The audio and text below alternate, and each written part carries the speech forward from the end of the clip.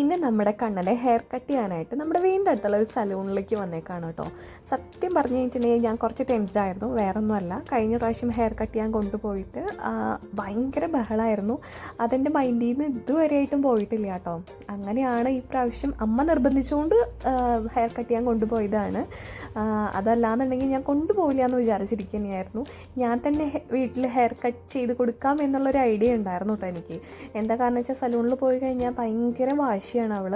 ഒട്ടും കോപ്പറേറ്റ് ചെയ്യാണ്ട് ഭയങ്കര വാശി പിടിക്കാറുണ്ട്.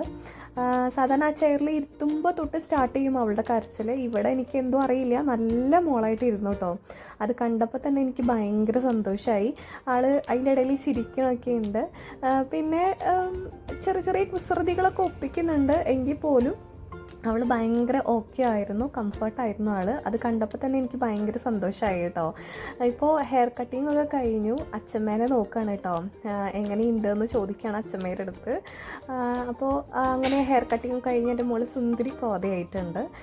ഭയങ്കര സന്തോഷമായി കേട്ടോ എനിക്ക്, സത്യം പറഞ്ഞു കഴിഞ്ഞിട്ടുണ്ടെങ്കിൽ. അതിൻ്റെ ഇടയിൽ അതൊക്കെ കഴിഞ്ഞതിന് ശേഷം ഫോട്ടോസും വീഡിയോസൊക്കെ എടുക്കാൻ വേണ്ടിയിട്ട് ഞാൻ നോക്കി, പക്ഷേ ഒട്ടും സഹകരിക്കുന്നുണ്ടായിരുന്നില്ല, ഓടി നടക്കുകയായിരുന്നു.